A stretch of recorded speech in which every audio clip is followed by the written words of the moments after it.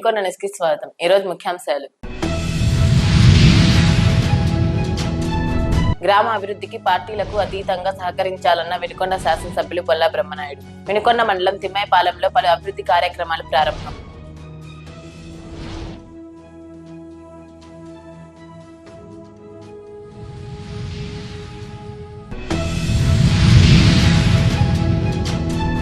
సేవలపురం మండల కేంద్రంలో జయహో బీసీ కార్యక్రమం. ముఖ్య అతిథిగా హాజరైన మాజీ ఎమ్మెల్యే జీవి ఆంజనేయులు.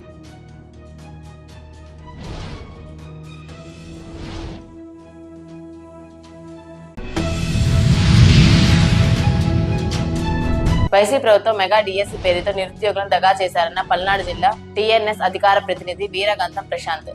పట్టణంలో వినూత్న రీతిలో నిరసన.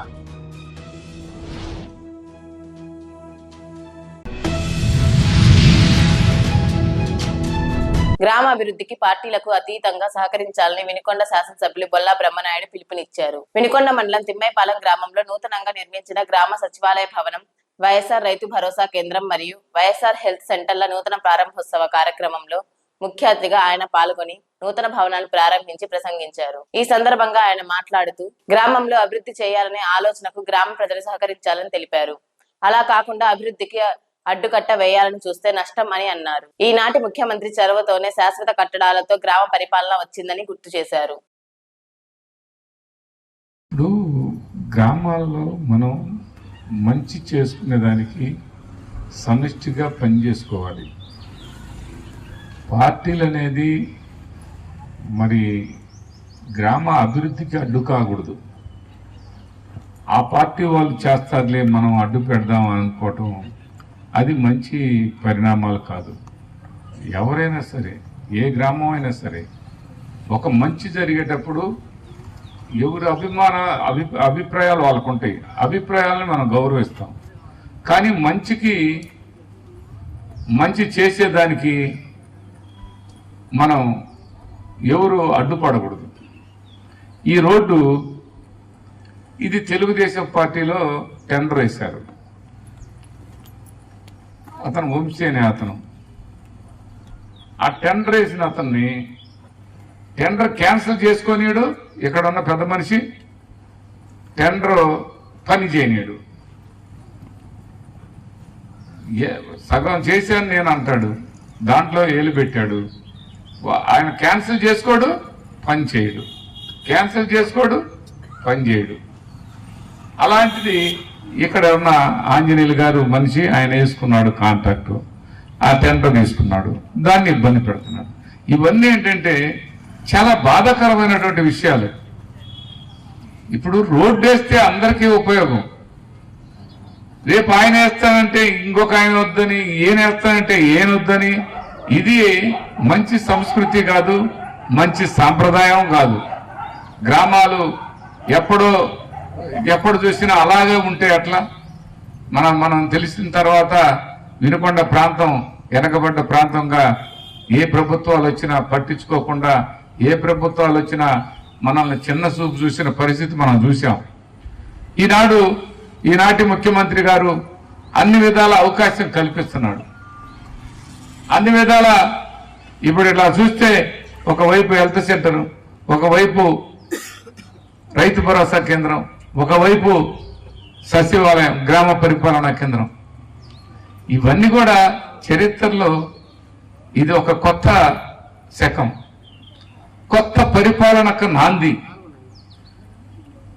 ఏనాడైనా మనం చూసామా? ఈనాడు మారుమూలనున్న పెద్దమ్మకు కూడా బ్యాంక్ అకౌంట్ ద్వారా బటన్ నొక్కితే ఆ అకౌంట్లో పడుతున్నటువంటి పరిస్థితి. ప్రతి ఒక్కరికి బ్యాంక్ అకౌంట్లు ఓపెన్ చేసి, గతంలో చూస్తే ఊర్లో ఒక 10 మందికి అకౌంట్లు ఉంటే ఎక్కువ. ఇవాళ చూస్తే ప్రతి ఒక్కరికి అకౌంట్ ఓపెన్ చేసి అమ్మఒడి కానీ, మరి ఆసరా కానీ, ఆసరా అంటే డోక్రా మహిళలకి మనం 25,000 కోట్లు రుణమాఫీ జరిగింది. దాంట్లో భాగంగా 25,000 కోట్లు డైరెక్ట్ డీబీటీ ద్వారా అక్క చెల్లెమ్మలకి ఇవ్వటం జరిగింది. ఇది చరిత్ర. ఏనాడైనా చంద్రబాబు నాయుడు అనే వ్యక్తి ఎప్పుడైనా ఒక్క రూపాయి బ్యాంకు ద్వారా ఏ అక్క చెల్లెమ్మకి కానీ అవ్వతాతకు కానీ ఏ ఒక్క సోదరుడికి కానీ సోదరిమణికి కానీ ఎవరికైనా చంద్రబాబు నాయుడు గారి ప్రభుత్వంలో ఎప్పుడైనా ఒక్క సంక్షేమం వచ్చిందా అని అడుగుతూ ఉన్నాం. ఇవాళ కావాలని చెప్తా ఉంటాడు కథలు. అబ్బా ఏమి కథలు చెప్తాడండి ఆ చంద్రబాబు నాయుడు గారు. కథలు చెప్పే ముందు మనం కనీసం 14 సంవత్సరాలు ముఖ్యమంత్రిగా చేస్తే నీకంటూ ఒక బ్రాండు, నేను ఇదిగో ఇది చేశాను, ఇలా మంచి కార్యక్రమం చేశాను అని ఒక్కటి చెప్పు. ఇవాళ ఈనాటి ముఖ్యమంత్రి అమ్మఒడి, ఆసరా, చేయూత, ఎస్సీ ఎస్టీ బీసీ మైనార్టీ 45 సంవత్సరాలు నిండినటువంటి వాళ్ళకి 18,750 రూపాయలు డైరెక్ట్ డీబీటీ ద్వారా ఆ సోదరిమణి అకౌంట్ లో పడుతున్నటువంటి పరిస్థితి. అదేవిధంగా మరి మన బిడ్డలకి వసతి దీవెన, అక్కడ హాస్టల్లో ఉంటే వసతి దీవెన, విద్యా దీవెన, అదేవిధంగా నాడు నేడులో స్కూళ్ళు డెవలప్మెంట్స్, అదేవిధంగా వినుకొండలో 100 పడకల హాస్పిటల్. అంటే 100 పడకల హాస్పిటల్ అంటే గుంటూరులో ఉన్న పెద్ద హాస్పిటల్ లాంటిది. ప్రభుత్వం 6 ఎకరాల్లో 100 కోట్లతో 100 పడకల హాస్పిటల్ అన్ని టెండర్ పిలిచారు, పేపర్లో వేసి టెండర్ పిలిచారు. మరి ఇలా ఈ విధంగా మన వినుకొండకు తర్వాత వద్దాం. శావలపురం మండల కేంద్రంలో శుక్రవారం రాత్రి జయహో బీసీ కార్యక్రమం నిర్వహించారు. ఈ సందర్భంగా ఏర్పాటు చేసిన సభలో పల్నాడు జిల్లా టీడీపీ అధ్యక్షులు మాజీ ఎమ్మెల్యే జీవి ఆంజనేయులు ముఖ్య అతిథిగా హాజరయ్యారు. జీవి మాట్లాడుతూ టీడీపీ పార్టీ బీసీ పక్షవాత ప్రభుత్వం అన్నారు. వైసీపీ పార్టీ బీసీలను నయవంచనకు గురి చేసిందని విమర్శించారు. కార్యక్రమంలో జనసేన పార్టీ, టీడీపీ పార్టీ నాయకులు పాల్గొన్నారు.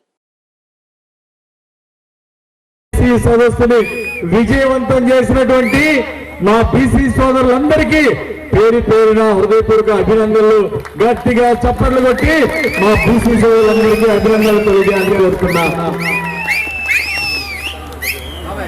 తెలుగుదేశం పార్టీ అంటే బీసీల పార్టీ, బీసీల పార్టీ అంటే తెలుగుదేశం. బీసీ సోదరులందరికీ పుట్టినిల్లు మన తెలుగుదేశం. అందుకే నేను కూడా బీసీల్లో ఒక కుటుంబ సభ్యులుగా మీరందరూ స్వీకరించాలని సందర్భంగా నేను తెలియజేస్తున్నా. నన్ను బీసీ సోదరులు 2 సార్లు అత్యధిక మెజారిటీ, జిల్లాలోని అత్యధిక మెజారిటీతో 2 సార్లు నన్ను శాసనసభ్యుడిగా గెలిపించడంలో కీలక పాత్ర పోషించిన బీసీ సోదరులందరికీ పేరు పేరున హృదయపూర్వక నమస్కారాలు, ధన్యవాదాలు తెలియజేస్తున్నాం. జరుగుతున్నటువంటి ఇబ్బందులు మనం గమనిస్తున్నాం.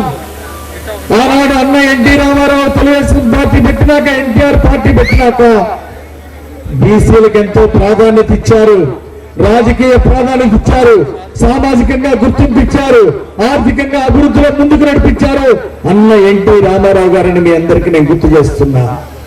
అలాగే మంత్రి పదవులిచ్చి ప్రాధాన్యత ఇచ్చి గౌరవించింది తెలుగుదేశం పార్టీ. ఆనాడు అన్న ఎన్టీ రామారావు గారు బీసీలకు రిజర్వేషన్లు ఇచ్చి స్థానిక సంస్థల్లో సర్పంచులు, ఎంపీటీసీలు, జడ్పీటీసీలు, జిల్లా పరిషత్ చైర్మన్ల దాకా 24% రిజర్వేషన్లు ఇచ్చినటువంటి ఘనత అన్న ఎన్టీ రామారావు గారికి దక్కింది. ఒకసారి చప్పట్లు కొట్టి మొదట రిజర్వేషన్లు ఇచ్చిన మన అన్నయ్య ఎన్టీఆర్ ని గుర్తుంచుకోవాలని మీ అందరికి మనం చేస్తాం. ఈరోజు అన్యాయాలు పెరిగిపోయినాయి. అందుకే చంద్రన్న, మన చంద్రబాబు నాయుడు గారు రేపు తెలుగుదేశం జనసేన పాలన రాగానే బీసీలకు ఒక రక్షణ చట్టం తీసుకురాబోతున్నాడు. బీసీల మీద ఎవరైనా అన్యాయంగా వస్తే గతంలో ఎస్సీ ఎస్టీలకు చట్టం ఉంది. అదేవిధంగా బీసీల రక్షణ కోసం చంద్రబాబు గారు బీసీలకు రక్షణ చట్టం తీసుకురాబోతున్నందుకు ఒకసారి అందరూ గట్టిగా చప్పట్లు కొట్టి జయజయలు పలకాలని ఈ సందర్భంగా నేను పిలిపిస్తున్నా. బీసీలకి కొండంత అండగా ఉంటానని మీ అందరికీ మనవి చేస్తున్నా. గల్లా బ్రహ్మనాయుడు లాంటి దుర్మార్గులకి ఎవరు భయపడాల్సిన అవసరం లేదు. ఎక్కడ బీసీకి అన్యాయం జరిగినా, ఎక్కడ దళితుడికి అన్యాయం జరిగినా కొన్నంత అండగా ఉంటాను. బొల్లా బ్రహ్మనాయుడు దుర్మార్గాన్ని ఎదిరించి రానున్న ఎన్నికల్లో చుట్టుగా ఓడించి నియోజకవర్గం నుండి పారదోలుతామని చెప్పేసి ఈ సందర్భంగా హెచ్చరిక చేస్తున్నాను. అవినీతి చేస్తూ వేల కోట్లు దోచుకుంటూ పేదల్ని మోసం చేసినటువంటి బొల్లా బ్రహ్మనాయుడిని చుట్టుగా ఓడించాలని పిలిపిస్తూ తెలుగుదేశం పార్టీకి అండగా ఉండి బీసీలో ఒక వెన్నుపుక్కగా తెలుగుదేశం పార్టీకి ఒక కుటుంబ సభ్యులుగా ముందుకు నడిపించి రానున్న ఎన్నికల్లో మీరు భారీ మెజారిటీతో నన్ను ముందుకు నడిపించాలని మీ అందరినీ పేరు నేను కోరుకుంటూ ఎల్లప్పుడూ బీసీలకి మీలో ఒక కుటుంబ సభ్యుడిగా మీకు కొన్నంత అండగా ఉంటానని మీ అందరికీ మాటిస్తూ నాకు అవకాశం ఇచ్చిన మీ వైసీపీ ప్రభుత్వం మెగా డిఎస్సి పేరుతో నిరుద్యోగులను దగా చేశారని పల్నాడు జిల్లా టిఎన్ఎస్ అధికార ప్రతినిధి వీరగంధం ప్రశాంత్ అన్నారు. వినుకొండ పట్టణంలోని ఆర్టీసీ బస్టాండ్ నందు డాక్టర్ బిఆర్ అంబేద్కర్ విగ్రహం వద్ద జగన్మోహన్ రెడ్డి మెగా డిఎస్సి పేరుతో నిరుద్యోగులను దగా చేశారని చెవిలో పువ్వులు పెట్టుకొని కింద కూర్చొని ముందు ఖాళీ ఆకులతో ఎదురుగా చేపలను చూపిస్తూ అదిగో మెగా డిఎస్సి ఇదిగో మెగా డిఎస్సి అంటూ నిరసన చేపట్టారు. ఈ కార్యక్రమంలో నియోజకవర్గ టిఎన్ఎస్ఎఫ్ అధ్యక్షులు నర్రా కిషోర్, నియోజకవర్గ కార్యదర్శి శ్రీకాంత్, ఉపాధ్యక్షులు పనిదీపు వెంకటసాయి, కార్యదర్శి కాకాడి బ్రహ్మనాయుడు, కురిచేటి నాగేశ్వరరావు, టిఎన్ఎస్ఎఫ్ కార్యదర్శులు తదితరులు పాల్గొన్నారు.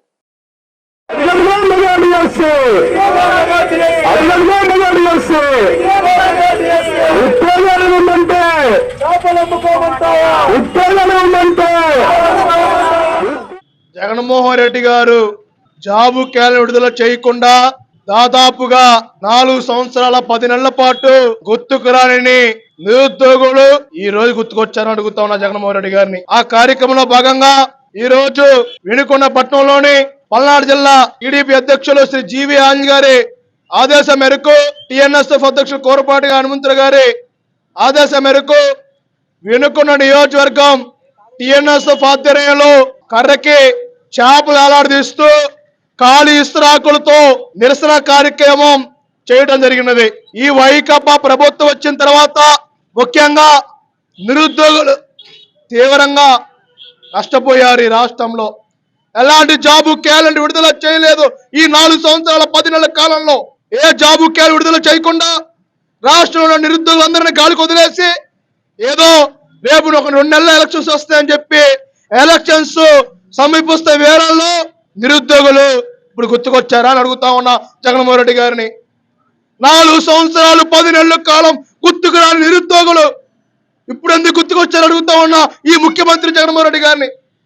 ఇదే ముఖ్యమంత్రి గారు 2018లో ప్రధాన ప్రతిపక్ష నేత ఉన్నప్పుడు ఆంధ్ర రాష్ట్ర వ్యాప్తంగా తిరిగేటప్పుడు ఈ ముఖ్యమంత్రి చంద్రబాబు నాయుడు ఏం చేయట్లేదు, ఈ రాష్ట్రంలో నిరుద్యోగులని అన్యాయం చేస్తున్నాడని చెప్పి మాయ మాటలు చెప్పి నిరుద్యోగుల చేత ఓట్లు వేయించుకొని ఆనాడేమన్నాడు ప్రతి పాదయాత్ర తిరిగేటప్పుడు, రాష్ట్ర వ్యాప్తంగా తిరిగేటప్పుడు నేను ముఖ్యమంత్రి జగన్మోహన్ అవ్వగానే ఈ రాష్ట్రంలో ప్రతి సంవత్సరం జాబు క్యాలెండర్ విడుదల చేస్తా అన్నాడు. అధికారం వచ్చిన తర్వాత మాట తప్పాడు, మడవ తిప్పి ఎలాంటి జాబు క్యాలెండర్ విడుదల చేయకుండా నిరుద్యోగుల చెవుల్లో పూలు పెట్టాడు జగన్మోహన్ రెడ్డి. అగ్ని ప్రమాదంలో సర్వం కోల్పోయిన బాధిత కుటుంబానికి పల్నాడు జిల్లా తెలుగుదేశం పార్టీ అధ్యక్షులు మాజీ శాసనసభ్యులు జీవి ఆంజనేయులు సహాయం అందించారు. బొల్లపల్లి మండలం రావులపురం గ్రామంలో పల్లెబోయిన రామంజీ, పల్లెబోయిన పేరయ్యలకు చెందిన 2 పూరిళ్లు అగ్నికి దగ్ధమయ్యాయి. సమాచారం తెలుసుకున్న జీవి ఆంజనేయులు బాధిత కుటుంబాన్ని పరామర్శించి ఆర్థిక సహాయంతో పాటు నిత్యావసర వస్తువులు పంపిణీ చేశారు. కొత్త ఇల్లు ఇస్తాం, ఇల్లు శాంక్షన్ చేస్తాం. ధైర్యంగా ఉండమ్మా, కొత్త ఇల్లు ఇస్తాం, కట్టుకోండి. ఇంకోసారి ఇలాంటి ప్రమాదాలు జరగకుండా ఉంటాయి. 29వ తారీఖున పల్లెపోయిన పేరైది వీరాంజనేయులది 2 ఇళ్ళు కాలిపోతే ఇంతవరకు ప్రభుత్వం నుండి అధికారులు ఎవరు వచ్చి తొంగి చూడలే. ప్రభుత్వం నుండి ₹1 సహాయం అందలా. అంటే ప్రభుత్వం నిద్రపోతుందా? అసలు ఈ అగ్ని ప్రమాదానికి కారణం ఏంటి? రేత్రి పూట 3 ఫేజ్ కరెంట్ ఇస్తే ఇక్కడ వైరు పాత వైర్ అయిపోయి ఎలక్ట్రికల్ లైన్ మిస్టేక్ వలన ఈ ఫైర్ యాక్సిడెంట్ జరిగింది. సకాలంలో గతంలో పాడైపోయిన వైరు మార్చుంటే ఈరోజు ఈ అగ్ని ప్రమాదం జరిగి ఉండేది కాదు. పాడైపోయిన వైర్లు ఎక్కడైతే ఉన్నాయో అవి మార్చాల్సిన అవసరం ఉంది. లేకపోతే ఇలాంటి అగ్ని ప్రమాదాలు ఇంకా జరిగే ప్రమాదం ఉంది. ఈ ఎలక్ట్రిసిటీ డిపార్ట్మెంట్ నిర్లక్ష్యం వలన, ప్రభుత్వ నిర్లక్ష్యం వలన 2 ఇళ్ళు అగ్నికి ఆహుతైపోయినాయి. ఇంట్లో తిండి గింజలతో సహా బట్టలు అన్నీ కూడా మొత్తం అగ్నికి ఆహుతైపోయింది. వీళ్ళు రోడ్డు మీద పడ్డారు. 3 సంవత్సరాల క్రితం జగన్మోహన్ రెడ్డి పాలనలో ఇల్లు గాలిపోతే ఇంతవరకు వాళ్ళకి ఇల్లు ఇచ్చినటువంటి పాపాన బోల. అనేక గ్రామాల్లో గత 4 సంవత్సరాల నుండి అగ్ని ప్రమాదాలు జరిగిన చోట కూడా ఇంతవరకు కొత్తిల్లు శాంక్షన్ ఇవ్వకపోవటం చాలా దురదృష్టకరం. అంటే పేదల పట్ల ప్రభుత్వానికి నిర్లక్ష్యం. ఎమ్మెల్యే బ్రహ్మనాయుడికి పేదలంటే నిర్లక్ష్యం. 4 సంవత్సరాల నుండి కనీసం పేదలకు ఇల్లు ఇవ్వలేదు. కనీసం అగ్ని బాధితులకు కూడా ఇల్లు ఇవ్వలేకపోవడానికి కారణం ఏంటి? ఎందుకు ఇవ్వలేదు ఈ ప్రభుత్వం? ఎమ్మెల్యే ఏం చేస్తున్నాడు? ప్రభుత్వం ఏం చేస్తుంది? 4 సంవత్సరాల నుండి ఇల్లు కాలిపోయిన వాళ్ళకి ఎందుకు ఇల్లు ఇవ్వలేకపోయారు మీరు? పేదలంటే నిర్లక్ష్యం, ప్రజలంటే నిర్లక్ష్యం ఈ ప్రభుత్వానికి. అందుకే అగ్ని బాధితులు కూడా ఆదుకోలేక వైఫల్యం చెందింది ఈ ప్రభుత్వం. ఈరోజు ఎలక్ట్రిసిటీ డిపార్ట్మెంట్ వలన ఈ అగ్నికి ఆహుతైంది కాబట్టి వీళ్ళందరికీ వెంటనే హౌస్ బిల్లులు ఇవ్వాలని చెప్పేసి నేను డిమాండ్ చేస్తున్నాను. ఎవరైతే అగ్ని బాధితులు ఉన్నారో అందరికి కూడా వెంటనే హౌస్ బిల్లులు ఇవ్వాలని చెప్పేసి నేను డిమాండ్ చేస్తూ రేపు రానున్న తెలుగుదేశం ప్రభుత్వంలో వీళ్ళందరికీ కూడా ఈ ప్రభుత్వం ద్వారా ఇల్లు ఇస్తాం, వీళ్ళని ఆదుకుంటామని సందర్భంగా తెలియజేస్తున్నాను. మంత్రి విడుదల రజని మెప్పు కోసం అధికారులు ఓటర్ల జాబితాలో అవకతవకలు పాల్పడ్డారని టీడీపీ అధికార ప్రతినిధి కనపర్తి శ్రీనివాసరావు అన్నారు. జిల్లా తెలుగుదేశం పార్టీ కార్యాలయంలో కనపర్తి శ్రీనివాసరావు మీడియాతో మాట్లాడారు. మంత్రి రజని పశ్చిమ నియోజకవర్గ సమన్వయకర్తగా బాధ్యతలు చేపట్టిన నాటి నుండి అధికారులు అవకతవకలు పాల్పడుతున్నారని ఆరోపించారు. నిబంధనలకు విరుద్ధంగా మంత్రి రజనీకి ఖాళీ స్థలంలో ఓటు హక్కులను కల్పించారన్నారు. మంత్రి సొంత సర్వే కోసం వాలంటీర్లపై ఒత్తిడికి పాల్పడుతున్నారన్నారు. తలక్రిందుగా తపస్సు చేసిన రజనీ పశ్చిమ నియోజకవర్గంలో గెలిచే ప్రసక్తే లేదన్నారు. మంత్రి రజనీ చేసే తప్పులను ఎప్పటికప్పుడు టీడీపీ బయట పెడుతూనే ఉంటుందన్నారు. అంటే జనవరి 22వ తారీఖున రిలీజ్ చేసినటువంటి కొత్త ఓటర్ల జాబితాలో పూర్తిగా అవకతవకలు ఉన్నాయి. గత వారం రోజుల పైన మా కార్యకర్తలు, మా నాయకులు అందరూ కలిసి ఈ కొత్త ఓటర్ లిస్టు మీద మేధోమథనం చేయటం జరిగింది. గతంలో కంటే కూడా ఈ జాబితాలో పెద్ద ఎత్తున తప్పులు దొర్లాయి. ఈ తప్పులు చూస్తూ ఉంటే మంత్రి విడుదల రజనీ గారి మెప్పు కోసమో ఆమె సౌలభ్యం కోసమో ఈ తప్పులకు పాల్పడినట్టు తెలుస్తూ ఉంది. ఇది అవగాహన లోపమా, రాజకీయ ఒత్తిళ్ల వల్ల జరిగిందో ఆర్ఓ సమాధానం చెప్పాలి. కమిషనర్ గారు దీనికి సమాధానం చెప్పాలని చెప్పి డిమాండ్ చేస్తూ ఉన్నాం. అలానే రకరకాల తప్పులు ఈ పైన చూస్తే మీరు ఈ 3 ఓట్లు అయితే ఉన్నాయి కానీ చూడండి, ఫోటోలు లేవు వాళ్ళకి. అట్లానే కింద ఫోటోలు ఉంటే ఆ ఫోటోలు అడ్రస్లు లేవు. మేము ఓటర్ని ఎలా రాజకీయ పార్టీలు ఓటర్ని ఎట్లా ఐడెంటిఫై చేయాలి? ఇతను ఫేక్ ఓటరా, మామూలు ఓటరా, అసలు ఇతను ఉందని మేము ఎట్లా చేయాలి? అట్లానే కింద డెత్ని షిఫ్టెడ్గా పెట్టారు. షిఫ్ట్ అయిన వాళ్ళు ఎక్కడో చాటు ఉండాలి. ఆ ఆప్షన్లో పోతే ఎక్కడా లేరు. షిఫ్టెడ్ అని ఎందుకు పెట్టారు మరి అక్కడ? ఇలాంటి ప్రతి పేజీకి, ప్రతి బూత్కి 40-50, ప్రతి బూత్కి దగ్గర 280 బూతులు ఉన్నాయి గుంటూరు పశ్చిమ నియోజకవర్గంలో. రజనీ వచ్చిన తర్వాత మంత్రి రజనీ గారు ఎప్పుడైతే గుంటూరు పశ్చిమ నియోజకవర్గ వైకాపా సమన్వయకర్తగా అభ్యర్థిగా అనౌన్స్ అయిందో అప్పటి నుంచి ఎన్నికల వ్యవస్థ పూర్తిగా భ్రష్టు పట్టిపోయింది. మేము ఈ సందర్భంగా ఒకటే అడుగుతూ ఉన్నాం. ఆమె గత నెలలో ఓటు ట్రాన్స్ఫర్ చేసుకుంది చిలకలూరుపేట నుంచి. ఫామ్ 8 పెట్టుకుంది. ఖాళీ స్థలం డోర్ నెంబర్ వేసి ఫామ్ 8 ఇస్తే ఎక్కడో ఉన్నటువంటి అపార్ట్మెంట్ పేరు రాసి ఆ ప్లాట్ నెంబర్ వేసి ఖాళీ స్థలంలో ఓటు ఇచ్చారు. అంటే బిఎల్ఓ ఎంక్వైరీకి వెళ్ళారా లేదా, ఎట్లా ఓటు ఇచ్చారని దాని మీద మేము అప్పీల్ చేస్తే ఆమె ఇద్దరిని పిలిచి ఆర్ఓ గారు విచారించి ఈ రోజుకు కూడా 10 రోజులైనా కూడా ఆర్డర్ చెప్పలేదు. ఏ రోజుకు ఆ రోజు చెప్తాను అంటుంది. మంత్రి గారి ఒత్తిడి మీదకి ఆ ఆర్డర్ చెప్పట్లా. మేము దీని మీద ఇవాళ కనుక చెప్పకపోతే కలెక్టర్ గారికి ఎలక్షన్ కమిషనర్ కంప్లైంట్ చేయాలనుకుంటా ఉన్నాం. అట్లానే ఇంకో ముఖ్యమైన విషయం ఏంటంటే రజనీ గారు నిన్న ఈ వాలంటీర్లందరినీ పిలిచి ఒక సొంతగా ప్రొఫార్మా తయారు చేసుకుందామే. 10 ప్రశ్నలంట. ఓటరు పేరు, ఓటర్ ఫోన్ నెంబరు, క్యాస్ట్, ఇట్లా పర్సనల్ డేటా ఒకటి తయారు చేసి వాలంటీర్లకు ఇచ్చి మీరు ఇళ్ళమ్మట వెళ్ళి ఇవన్నీ కూడా నాకు వితిన్ 5 డేస్లో నాకు రావాలని చెప్పింది. చెబితే వాళ్ళు చెప్పారంట కొందరు, అమ్మ ఇప్పటికే తిడుతున్నారు మమ్మల్ని ఇళ్లలోకి రానియట్లేదు, వాలంటీర్ అంటే బయటికి నెడుతున్నారు, మేమైతే ఈ పనులు చేయమమ్మా అంటే కాదు చేయాల్సిందని హుకుం జారీ చేసిందంట. చేసేవాళ్లే ఉండండి లేదంటే తీసేస్తానని చెప్పిందంట. వైసీపీ విడుదల చేసిన డిఎస్సి మెగా డిఎస్సి కాదని అది దగా డిఎస్సి అని ప్రతిపాడు నియోజకవర్గ ఇన్ఛార్జ్ రామాంజనేయులు అన్నారు. జిల్లా తెలుగుదేశం పార్టీ కార్యాలయంలో రామాంజనేయులు మీడియాతో మాట్లాడారు. గతంలో టీడీపీ ప్రభుత్వం 15,000 టీచర్ పోస్టులకు భర్తీ చేస్తే వైసీపీ ప్రభుత్వం ఒక్క పోస్టును కూడా భర్తీ చేయలేదన్నారు. ఉద్యోగాల కోసం ఎదురు చూస్తున్న లక్షలాది మంది డిఎస్సి అభ్యర్థులను వైసీపీ ప్రభుత్వం మోసం చేస్తుందని ఆరోపించారు. 2 నెలల కాలంలో డిఎస్సి పోస్టులను ఎలా భర్తీ చేస్తారో చెప్పాలన్నారు. లోకేష్ యువగలం పాదయాత్ర ద్వారా ప్రజలకు దగ్గరయ్యారనే ఉద్దేశంతో యువతను మోసం చేసేందుకు అమలు కాని నోటిఫికేషన్లు విడుదల చేశారన్నారు. ఈ రాష్ట్ర ముఖ్యమంత్రి జగన్మోహన్ రెడ్డి గారు తన వైసీపీ పాలనలో ఇక ఎలక్షన్స్ 2 నెలలు ఉన్నాయనగా మెగా డిఎస్సి అని 6,100 పోస్టులు టీచర్ పోస్టులు రిక్రూట్ చేస్తానని చెప్పడము పూర్తిగా ఇది మెగా డిఎస్సి కాదు, దగా డిఎస్సి. ఎందుకంటే 4 సంవత్సరాల 9 నెలల కాలంలో చేయలేనటువంటి ఈ డిఎస్సి పరీక్షలు ఇక ఎలక్షన్స్ 2 నెలలు ఉన్నాయనగా ప్రకటన చేయడంలోనే వైసీపీ ప్రభుత్వం యొక్క మోసపూరిత కుట్ర అనేటువంటిది బయటపడుతుంది. ఈ ప్రభుత్వం మొదటి నుంచి కూడా యువత యొక్క భవిష్యత్తును నీరుగారుస్తూనే ఉంది. ఆనాడు చంద్రబాబు నాయుడు గారు యువతకు 2,000 రూపాయలు నిరుద్యోగ భృతి నిరుద్యోగులకు ఇస్తే దాన్ని రద్దు చేశాడు. మరి అదేవిధంగా 2014-18 మధ్యన 2 డిఎస్సీలు నిర్వహించి 15,000 పోస్టులు టీచర్ రిక్రూట్మెంట్స్ చేసినటువంటి ఘనత తెలుగుదేశం ప్రభుత్వానికి అయితే ఒక్క టీచర్ను కూడా రిక్రూట్ చేయలే. ఇంకా రేషనలైజేషన్లో స్కూల్ విలీనం చేసి 5,000 పోస్టులను అడ్జస్ట్ చేశారు. ఈరోజు కేంద్రం ప్రకటించింది ఈ రాష్ట్రంలో టీచర్ల యొక్క ఖాళీలు 54,000 ఉన్నాయని. జగన్మోహన్ రెడ్డి గారు కూడా ప్రతిపక్ష నేతగా మరి ఆనాడు 28,000 టీచర్ పోస్టులు నేను ఫిలప్ చేస్తానని చెప్పాడు.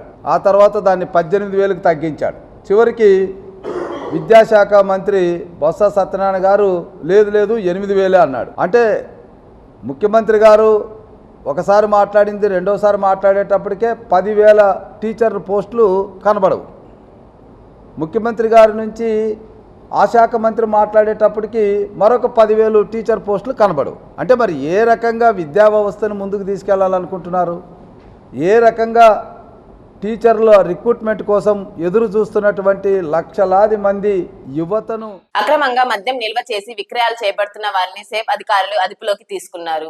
గుంటూరు పట్టణంలోని బాలాజీ నగర్ 0 లైన్ నందుగల చిల్డ్రన్స్ పార్క్ ఎదురు ఉన్న షేక్ మాలిక్ బాషా యొక్క అద్దె ఇంట్లో ఆవుల సుజాత, కంటివరపు శ్రీను, షేక్ మాలిక్ బాషాలు అక్రమ మద్యం విక్రయాలను చేపడుతుండటంతో సేఫ్ అధికారులు దాడులు నిర్వహించి వారి వద్ద నుండి 180 ml పరిమాణం గల 85 మద్యం సీసాలు స్వాధీనం చేసుకున్నారు. వీటి విలువ 12,750 ఉంటుందని తెలిపారు. వీరిపై కేసు నమోదు చేసి గుంటూరు ఎస్జెడ్ కోర్టు ఆదేశాల మేరకు జ్యుడిషియల్ రిమాండ్ కు పంపినట్లు అధికారులు తెలిపారు. దాడుల్లో SEB CI P Vijay Kumar, SI T Tulasi సిబ్బంది పాల్గొన్నారు. గుంటూరు సెబ్ 1 టౌన్ నుంచి ఇప్పుడు ఈరోజు మనం ప్రెస్ మీట్ తీసుకోవడం జరుగుతూ ఉంది. విషయం ఏంటంటే మా సెబ్ డైరెక్టర్ గారు అయినటువంటి శ్రీ రవిప్రకాష్ ఐపీఎస్ గారు, అలాగే మన గుంటూరు జిల్లా ఎస్పీ శ్రీ తుషార ఐపీఎస్ గారు వారి ఆదేశాల మేరకు రానున్న ఎలక్షన్ల దృష్ట్యా మరి ఎక్కడా కూడాను ఈ అక్రమ మద్యం ఏది కూడాను అనవసరంగా ఎక్కడ సేల్స్ జరగకుండా ఉండేలాగా, అలాగే ట్రాన్స్పోర్టేషన్ లేకుండా ఉండేలాగా ఆదేశాలు ఇవ్వడం జరిగింది. అందులో భాగంగా మన 1 టౌన్ సిఐ గారు విజయ్ కుమార్ గారు, వారి యొక్క ఎస్ఐ తులసి టీము ఏదైతే హెడ్ క్వార్టర్స్ టీం ఉందో ఆ టీంతో కలిసి రైడ్స్ చేపిస్తూ ఉన్నాం. ఇందులో మా ఈఎస్ గారు రంగారెడ్డి గారు కూడాను యాక్టివ్ పాత్ర పోషించారు. విషయం ఏంటంటే Balaji Nagar 0 line children's park ఎదురుగుండా అక్రమ మద్యం సేల్స్ జరుగుతుంది అనేటువంటి సమాచారం మాకుంది.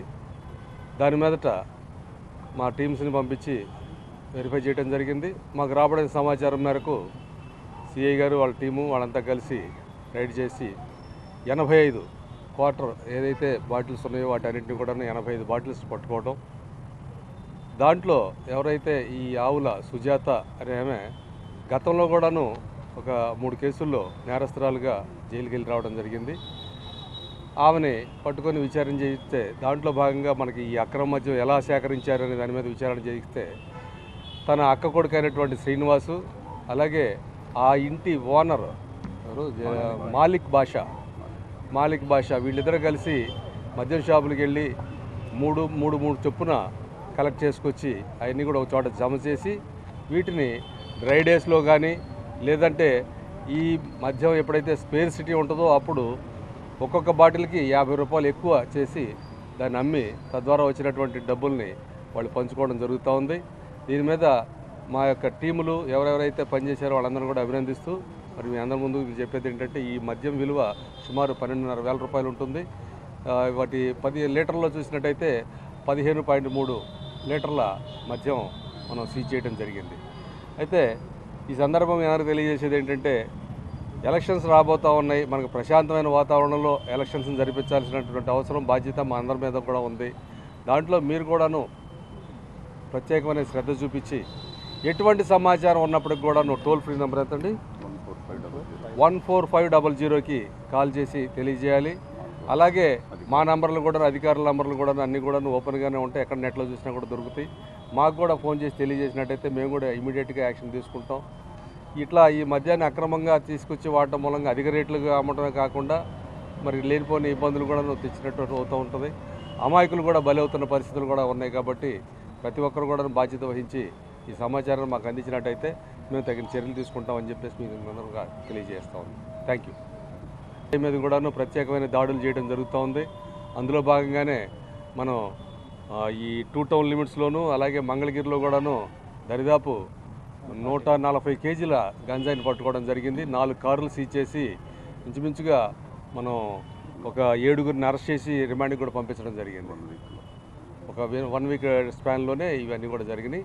అలాగే ఈ డిపిఎల్ ఎన్డిపిఎల్ మనం చూసినట్టయితే ఇంతకు ముందు కూడాను 2 టౌన్ లిమిట్స్లో 160 బాటిల్స్ ఎన్డిపిఎల్ తెలంగాణ సరుకు కూడాను మనం సీజ్ చేసి ఫుల్ బాటిల్స్ సీజ్ చేసి పంపించడం జరిగింది రిమాండ్కి. అలాగే మేము ప్రత్యేకమైన ఇది అంటే ఎలక్షన్ దృష్ట్యా ఇంకా యాక్టివ్గా పనిచేయమని చెప్పి మా సిబ్బంది అందరికి కూడాను మేము తెలియజేసాం. ఇన్ఫర్మేషన్ పెట్టుకున్నాం.